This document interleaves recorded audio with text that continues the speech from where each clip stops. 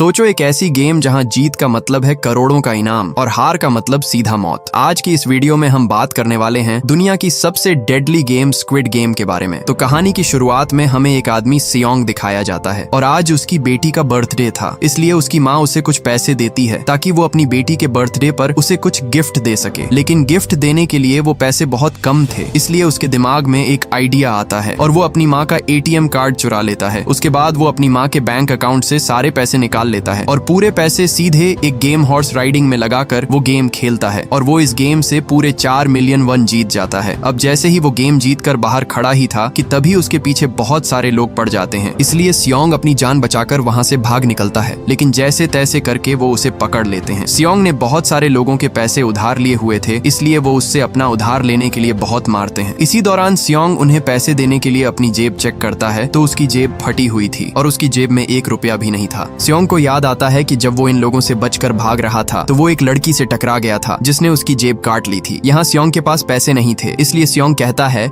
कि मैं सब पैसे इसी महीने दे दूंगा। इसलिए वो लोग भी उससे एक कॉन्ट्रैक्ट पर साइन करवाते हैं कि अगर इस बार पैसे ना मिले तो उसे जिंदा मार दिया जाएगा। इसके बाद सियोंग सीधा अपनी बेटी को एक जगह ले आता है जहाँ वो दोनों खुशी से रात का खाना खा रहे होते हैं। खाना खाकर सियोंग अपनी बेटी को घर छोड़ देता है। छोड़ने के बाद वो सीधा ट्रेन स्टेशन पहुंचता है, लेकिन उसके आने से पहले ही वो ट्रेन वहां से चली जाती है, इसलिए वो वहां दूसरी ट्रेन के आने का इंतजार करता है कि तभी वहां एक अनजान आदमी उसके पास आकर बैठता है और उसे ढेर सारा पैसा दिखाकर कहता है कि तुम मेरे साथ एक गेम खेलो और अगर ये गेम तुम जीत गए तो मैं तुम्हें 1 लाख वन दूंगा। ये डील सुनकर सियोंग उसके साथ गेम खेलना शुरू कर देता है। यहाँ वो आदमी लगातार जीतता जाता है और वो सियोंग को बुरी तरह मारता जा रहा था, लेकिन आखिरकार सियोंग वो गेम जीत जाता है और उसे पूरे 1 लाख वन मिल जाते हैं। वो आदमी उसे एक कार्ड दिखाता है और कहता है कि अगर और पैसा जीतना चाहते हो तो इस कार्ड पर दिए हुए नंबर पर कॉल करना। रात सियोंग अपनी माँ के पास बैठा था और बहुत सारे पैसे देखकर उसकी माँ पूछती है कि इतने पैसे कहाँ से आए, तो वो उसे बताता है कि मैंने एक गेम खेली जिससे मैंने इतना पैसा जीता। इसी दौरान उसकी माँ बताती है कि अगले साल तुम्हारी बेटी अपने दूसरे बाप के साथ हमेशा के लिए यूएसए जा रही है और हमें यहाँ पता चलता है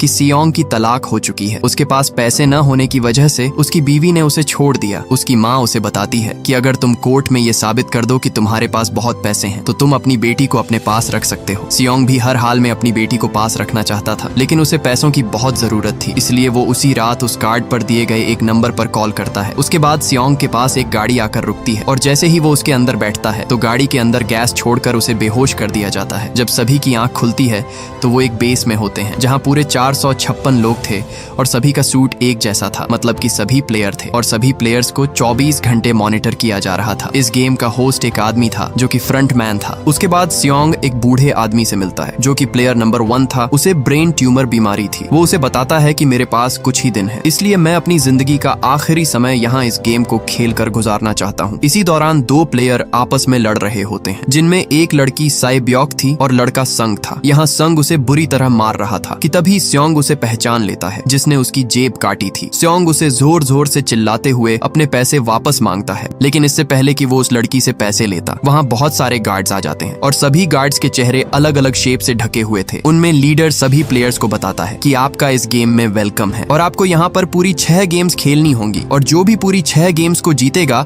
उसे ढेर सारा पैसा दिया जाएगा। इसके बाद सभी प्लेयर्स से एक कॉन्ट्रैक्ट साइन करवाया जाता है जिसमें गेम के 3 रूल्स थे। पहला, कोई भी प्लेयर गेम के दौरान गेम को छोड़कर नहीं जा सकता। दूसरा, जो पार्टिसिपेंट गेम खेलने से इनकार करेगा उसे एलिमिनेट कर दिया जाएगा। तीसरा, अगर मेजॉरिटी पार्टिसिपेंट्स खेलने से इनकार कर दें तो गेम रोका जा सकता है। इसके बाद सभी प्लेयर को अपनी पहली गेम खेलने के लिए गेम हॉल में ले जाया जाता है। गेम हॉल में पहुंचते ही सियोंग अपने क्लास फेलो से मिलता है जिसका नाम संगवू था। सियोंग उसे यहाँ देखकर अपने होश ही खो बैठता है। सियोंग उससे पूछता है कि तुम तो बिजनेस के लिए बाहर गए थे तो यहाँ क्यों आना पड़ा, लेकिन संगवू उसे कुछ भी नहीं बताता और चला जाता है। यहाँ पहली गेम में एक बहुत बड़ी डॉल दिखाई जाती है। ये गेम काफी सिंपल थी कि जब भी डॉल गाना गाएगी तो सभी प्लेयर्स को फिनिश लाइन तक बढ़ना होगा और जैसे ही डॉल गाना गाना बंद करेगी तो सभी प्लेयर्स को अपनी जगह पर रुक जाना है और अगर कोई अपनी जगह से जरा भी हिल गया तो उसे एलिमिनेट कर दिया जाएगा। गेम खेलने से पहले सबको ये बच्चों का खेल लग रहा था, लेकिन जब गेम शुरू हुई और एक लड़का अपनी जगह से हिला तो उसे वहीं पर गोली से मार दिया गया और यही इस गेम का रूल था, मतलब कि अगर जो भी हिल गया उसे मार दिया जाएगा। यह देखकर सब लोग वहां से इधर उधर भागने लगते हैं और सभी प्लेयर्स को एक एक करके शूट किया जा रहा था, इसलिए बाकी प्लेयर्स जैसे तैसे करके फिनिश लाइन तक पहुंच जाते हैं। इसके बाद मरे हुए सभी प्लेयर्स की बॉडीज वहां से हटा दी जाती हैं। उसी दिन गेम लीडर आकर सभी को बताता है कि 456 प्लेयर्स में से पूरे 201 प्लेयर्स बच पाए हैं, बाकी सभी प्लेयर्स गेम से एलिमिनेट कर दिए गए हैं। ये सुनकर सभी के दिल में खौफ और डर बढ़ जाता है। इसलिए वहाँ सभी प्लेयर्स उनसे हाथ जोड़कर कहते हैं कि हमें ये गेम नहीं खेलनी। तभी सांग वू वहाँ आकर कहता है कि अगर मेजॉरिटी प्लेयर्स चाहें तो इस गेम को बंद किया जा सकता है। इसलिए गेम लीडर सभी प्लेयर्स से वोटिंग कराने के लिए मान जाता है। लेकिन इससे पहले वो वोटिंग करते वहाँ उन्हें बहुत सारा पैसा दिखाया जाता है और ये पूरे 45 बिलियन वन थे। ये देखकर सबके होश ही उड़ जाते हैं। लेकिन अब ये सारा पैसा जो प्लेयर एलिमिनेट हुए हैं उनकी फैमिली को दिया जाएगा। इसके बाद गेम लीडर सभी प्लेयर्स से वोटिंग कराता है और सभी प्लेयर्स एक एक करके अपना वोट दे देते हैं और ज्यादा प्लेयर्स ने गेम न खेलने का फैसला किया। इसीलिए वो गेम वहीं पर रोक दिया गया और गेम लीडर उनसे कहता है कि अगर ये गेम आप दोबारा खेलना चाहते हैं तो आप इसे दोबारा ज्वाइन कर सकते हैं। इसके बाद सभी प्लेयर्स को वापस उनके घर छोड़ दिया जाता है। अगले दिन सियोंग सीधा पुलिस स्टेशन जाता है और वो पुलिस को उस गेम के बारे में सब कुछ बताता है कि उस जगह पर सभी लोगों की जान से खेला जा रहा है। लेकिन पुलिस को उसकी एक भी बात पर यकीन नहीं आता और वो उसे आगे से पागल बोलते हैं कि भला कौन ऐसा गेम खेलेगा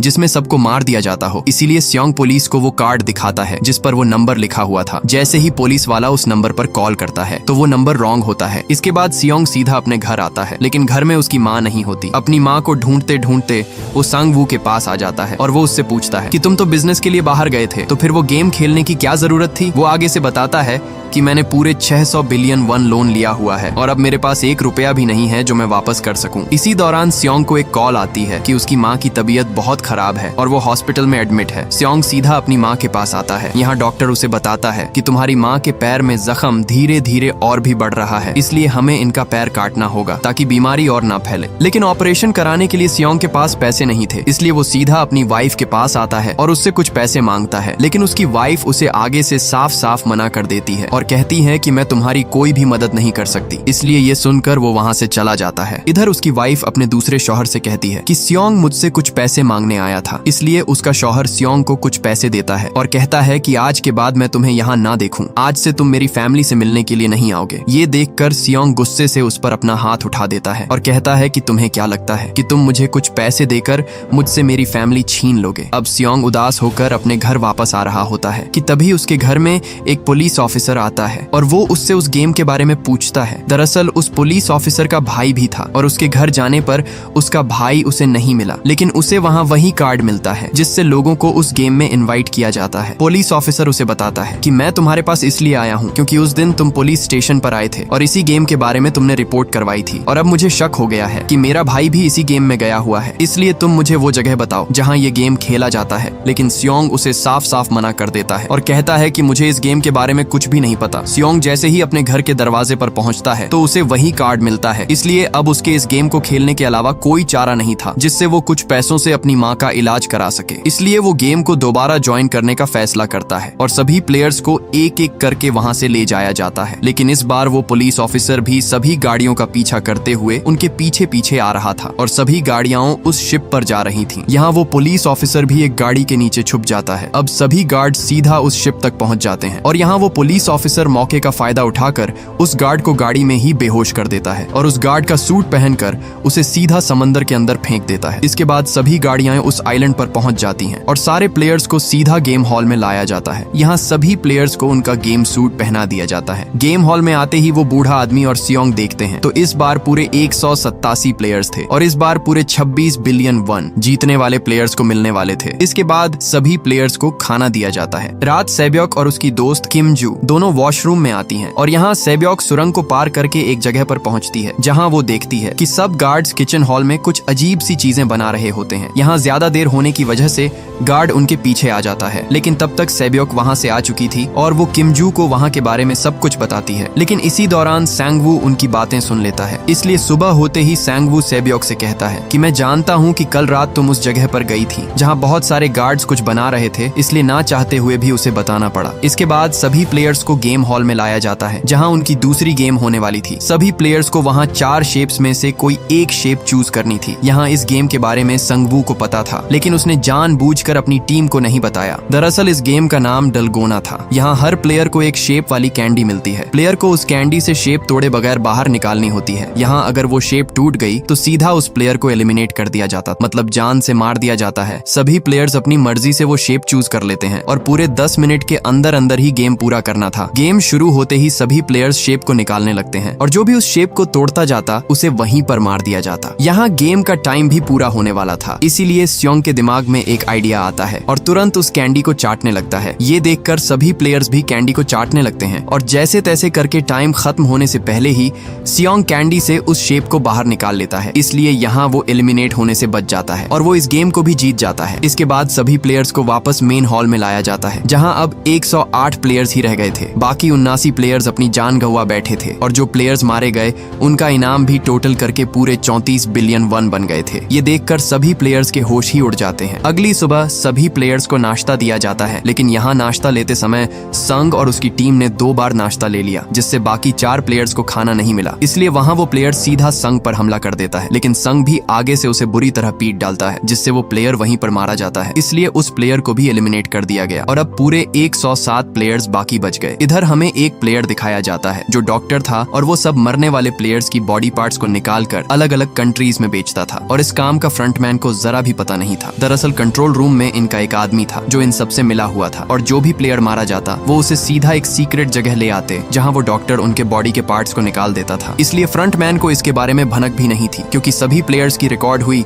सब वीडियोस को डिलीट कर दिया जाता, जिससे किसी को भी शक नहीं होता था। यहाँ हमें पता चलता है कि वो गार्ड्स डॉक्टर को पहले से ही गेम के बारे में बता देते थे ताकि वो डॉक्टर बचा रहे और वो सब प्लेयर्स की बॉडी के पार्ट्स को बेचते रहे। उसी दिन वो गार्ड डॉक्टर को बताता है कि आज रात तुम अपनी जान की हिफाजत खुद करोगे, क्योंकि आज रात सब एक दूसरे पर हमला करने वाले हैं। इसलिए अगर तुम्हें जिंदा रहना है तो ताकतवर टीम को ज्वाइन करो। इसलिए डॉक्टर सीधा संग की टीम के पास आता है और डॉक्टर उसे छुप कर बताता है कि मैं अगली गेम के बारे में जानता हूँ। ये सुनकर संग बिना सोचे उस डॉक्टर को अपनी टीम में रख लेता है। इसी दौरान टाइम खत्म हो जाता है और सब लाइट्स बंद हो जाती हैं और तभी पूरे हॉल में सब प्लेयर्स एक दूसरे पर हमला कर देते हैं। इधर स्योंग पर भी एक प्लेयर हमला कर देता है, लेकिन तभी वहाँ पर संगवू आकर उसकी जान बचा लेता है, लेकिन इससे पहले सब एक दूसरे की जान लेते। इसी दौरान वहाँ गार्ड्स आ जाते हैं और यहाँ अब 107 प्लेयर्स में से सिर्फ और सिर्फ 80 प्लेयर्स ही बच पाए। अगली सुबह सभी प्लेयर्स को तीसरे गेम के लिए बाहर लाया जाता है जहाँ उन्हें 10 प्लेयर्स की 2 टीमें बनानी थी। यहाँ सांगवू सबसे कहता है कि हमें अपनी टीम में ज्यादा से ज्यादा मर्द चाहिए ताकि हम इस गेम को जीत सकें। सभी प्लेयर्स एक एक करके अपनी टीम कंप्लीट कर लेते हैं। इसके बाद सब प्लेयर्स को गेम हॉल में लाया जाता है जहाँ उन्हें टग ऑफ वॉर की गेम खेलनी थी, मतलब रस्साकशी, और जो भी टीम अपनी ओपोनेंट टीम को नीचे गिरा देगी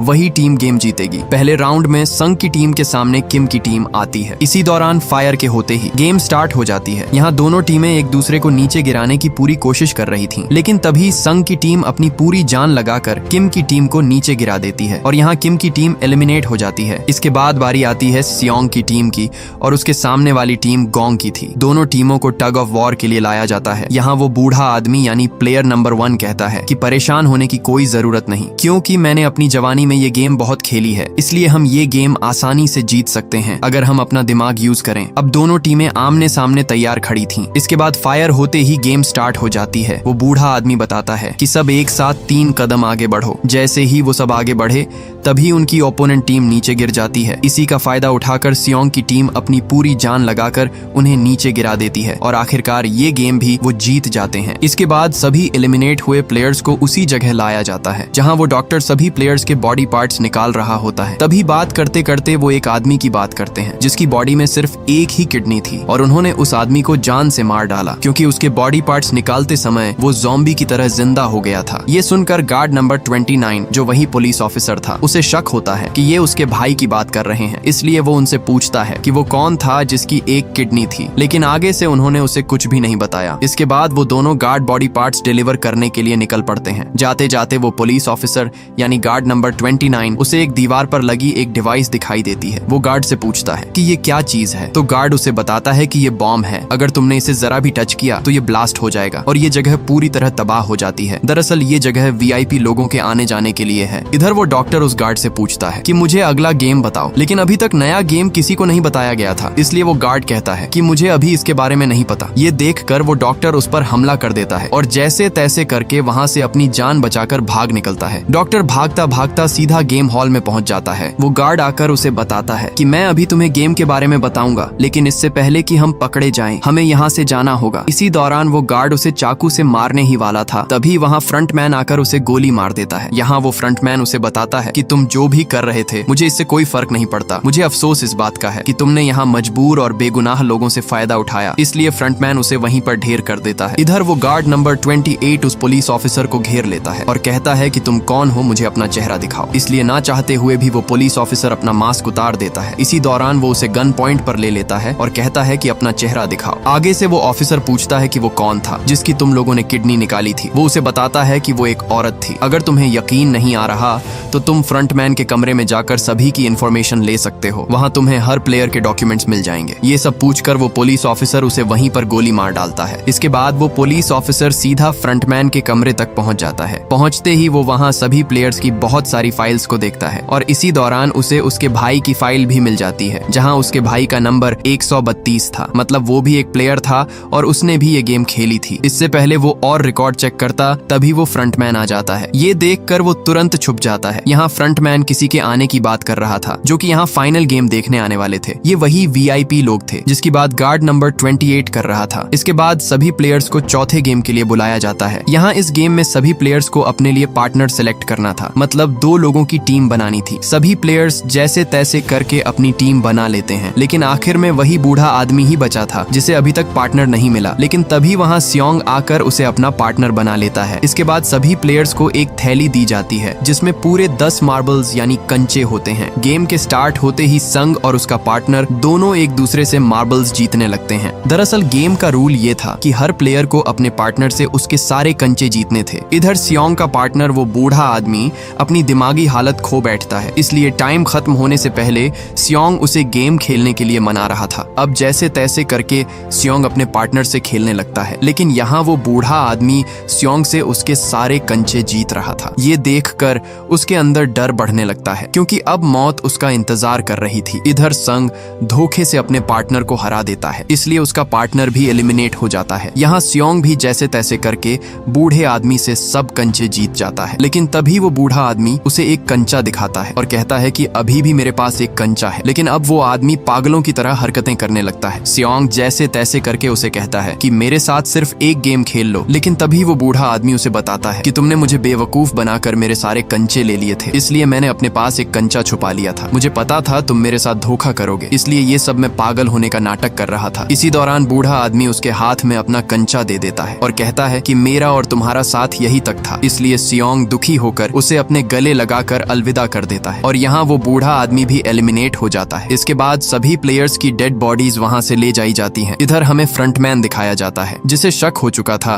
कि उसके रूम में कोई मौजूद है, इसलिए वो उसे हर जगह ढूंढ रहा होता है और ढूंढते ढूंढते वो उस जगह पहुंच जाता है जहां वो गार्ड नंबर 28 मरा हुआ था। इसी दौरान उसे उसी पुलिस ऑफिसर का ID कार्ड मिलता है जिसे देखकर उसे शक हो जाता है कि ये उसका भाई ही है। दूसरी तरफ वो सभी VIP लोग फाइनल गेम देखने के लिए पहुंच चुके थे। इसके बाद सभी प्लेयर्स को 5वें गेम के लिए लाया जाता है। यहाँ सभी प्लेयर्स को 1 से 16 तक कोई भी नंबर सेलेक्ट करना था। सभी प्लेयर्स एक एक करके अपना नंबर सेलेक्ट कर लेते हैं, लेकिन जब सियोंग की बारी आई तो उसके सामने सिर्फ 2 ही नंबर थे, पहला 1 और दूसरा 16वां। यहाँ सियोंग सोच में पड़ जाता है, अगर वो पहला नंबर लेगा तो पहले नंबर पर गेम खेलनी होगी और अगर 16वां लेगा तो आखिर में उसके पास टाइम खत्म हो जाएगा। लेकिन तभी वहाँ एक आदमी आकर कहता है कि मुझे पहला नंबर लेने दो, मुझे अपनी जिंदगी में कभी भी पहले नंबर पर आने का मौका नहीं मिला, इसलिए मुझे पहला नंबर दे दो। इसके बाद सभी प्लेयर्स को गेम एरिया में लाया जाता है। इस गेम में प्लेयर्स को शीशे का पुल पार करना था जहाँ हर कदम पर 2 ग्लास थे, पहला मजबूत और दूसरा कमजोर। अगर गलत ग्लास पर कदम पड़ा तो सीधे नीचे और फिर जिंदगी का खेल खत्म। गेम टाइम स्टार्ट होते ही पहला प्लेयर आगे बढ़ता है और बढ़ते ही वो सीधा नीचे जा गिरता है और यहाँ एक एक करके सभी प्लेयर्स एलिमिनेट होते जा रहे थे। तभी संग आगे जाने ही वाला था। इसी दौरान वही लड़की किम जू उसे कहती है कि आज वो दिन आ गया जिस दिन हमने साथ मरने का फैसला किया था। तभी वो लड़की उसे पकड़कर सीधा नीचे कूद जाती है, जिससे दोनों वहीं पर मारे जाते हैं। इधर वो पुलिस ऑफिसर भी गेम हॉल में घुस चुका था, लेकिन तभी वहाँ एक VIP मेंबर को उस पर शक हो जाता है। वो उसे मास्क उतारने के लिए कहता है, लेकिन वो पुलिस वाला उसे बताता है कि मैं अपना मास्क यहाँ नहीं उतार सकता, इसलिए वो दोनों एक रूम में चले जाते हैं। यहाँ आते ही वो पुलिस ऑफिसर उसे गन पॉइंट पर ले लेता है और उससे गेम के बारे में पूछकर उसे वहीं पर बेहोश कर देता है। लेकिन उस VIP के बेहोश होते ही फ्रंटमैन को पता चल जाता है। इधर गेम खत्म होने में सिर्फ 1 ही मिनट बचा था, इसीलिए वहां एक प्लेयर उस ग्लास पर एक कंचा फेंकता है, लेकिन फिर भी उन्हें पता नहीं चल पाया। इसीलिए टाइम ना होने की वजह से सांगवू उस आदमी को धक्का देकर उसे नीचे गिरा देता है और यहाँ वो तीनों तुरंत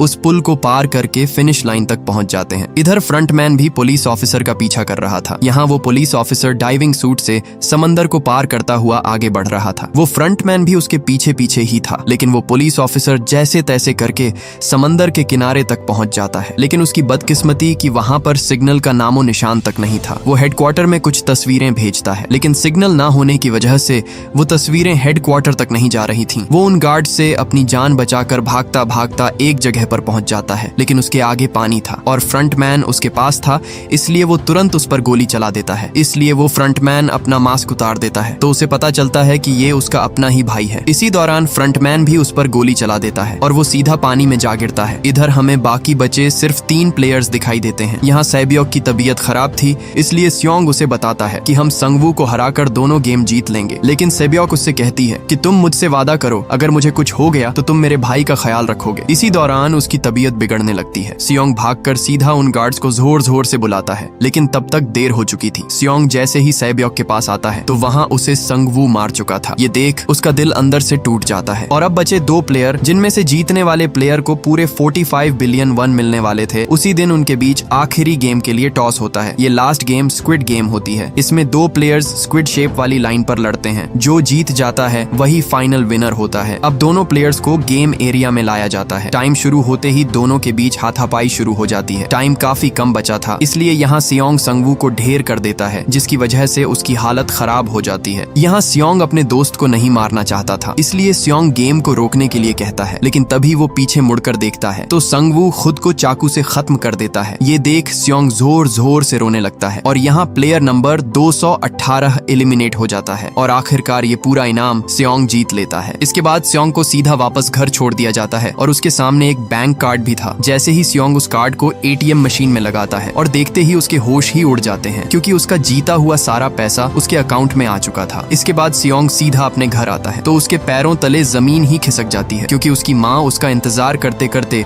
इस दुनिया से चल बसी थी। इसके बाद सीन कट होता है और हमें पूरे 1 साल के बाद दिखाया जाता है, जहाँ स्योंग एक समंदर के किनारे बैठा था। उसकी हालत अब बहुत बिगड़ चुकी थी, क्योंकि अब वो इस दुनिया में बिल्कुल अकेला था। यहाँ तक कि उसने 46 बिलियन वन में से 1 रुपया भी इस्तेमाल नहीं किया, क्योंकि वो सारा पैसा बेकसूर जानों का था। इसी दौरान वहाँ उसे एक औरत फूल लेने को कहती है। जैसे ही स्योंग उस फूल को लेता है तो उस पर एक कार्ड था जो कि उसी स्क्विड गेम का था और उस पर एक लोकेशन भी दी गई थी। स्योंग जैसे तैसे करके उस लोकेशन पर पहुंच जाता है और पहुंचते ही वो देखता है तो उसे वही बूढ़ा आदमी यानी प्लेयर नंबर 1 दिखाई देता है। वो उसे कहता है कि उम्मीद करता हूँ कि तुमने इस गेम को खूब एंजॉय किया होगा। वो उसे बताता है कि मैं ही इस गेम का लीडर था। दरअसल मेरी जिंदगी में कोई भी नहीं था, मैं अकेला ही इस दुनिया में रह गया था, इसलिए ये गेम मैंने शुरू करवाया था और मैं अपने टीम मेंबर से मिलकर ये गेम खेल रहा था और इसलिए मेरा नंबर प्लेयर 1 था, ताकि मैं भी गेम में एंजॉय कर सकूं। ये सब कहकर वहीं पर उस आदमी की मौत हो जाती है। इसके बाद स्योंग सीधा सैबियोक के भाई के पास जाता है। वो उसे लेकर संगवू की माँ के हवाले कर देता है और कहता है कि अब से ये आपका बेटा है, इसकी हिफाजत करना। स्योंग उसे एक बैग भी देता है, जिसे खोलते ही संगवू की माँ के होश उड़ जाते हैं, क्योंकि वो बैग पूरा पैसों से भरा था। इसके बाद स्योंग दोबारा अपनी बेटी से मिलने के लिए USA जा रहा था, लेकिन इसी दौरान उसे वही आदमी दिखाई देता है जिसने उसे गेम कार्ड दिया था। वो आदमी वहाँ उसी गेम का कार्ड लोगों को दे रहा था। स्योंग उसे पकड़ने के लिए उसके पीछे भागता है, लेकिन वो मौके पर ही वहाँ से भाग जाता है। फिर स्योंग उस आदमी से वो गेम कार्ड ले लेता है और दोबारा से उसी नंबर पर कॉल करता है। आगे से उसे फ्रंटमैन बताता है कि दोबारा गेम खेलने के लिए प्लेन में बैठ जाओ। और इसी के साथ ये मूवी यहीं पर एंड हो जाती है। अगर आपको इसका सीजन 2 चाहिए तो कमेंट बॉक्स में सीजन 2 जरूर लिखिएगा।